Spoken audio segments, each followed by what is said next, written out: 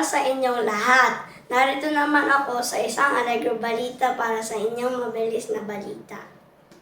Ako si Allegro Yuzon, tagahatid din yung mabilis na balita. Patapos na nga ang isang taon mula nang bumalik ang mga estudyante sa kanilang mga eskwelahan.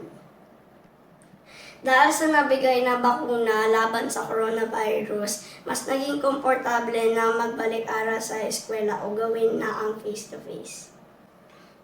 Dito sa Pasig, ang mga eskwelahan ay naging handa para sa pagbukas muli ng kanilang mga silid-aralan para sa mga klase. Balikan natin ang mga paghahandang ito.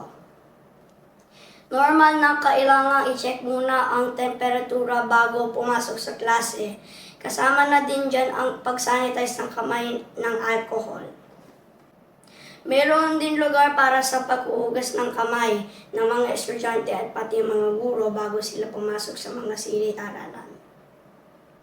Mabuti at malawak ang pampublikong paaralan sa Pasig, kaya madali lamang ang mga social distancing. Sinusunod din ang mga bata ang nakamarka at pumipila ng maayos papasok sa kanilang silid-aralan. Ilan lamang ito sa mga paghahanda na ginagawa ng ating mga eskwelahan sa Pasig para matiyak ang kaligtasan ng ating mga estudyante sa pagbalik eskwela sa panahon ng pandemya. Siguradong maraming pagbabago ang aabangin natin sa susunod na taon dahil sa patapos ng pandemya. Abangan at babalik ako para sa isa pang Allegro Balita.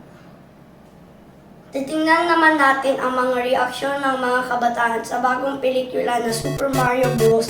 Sikat na sikat ito ngayon.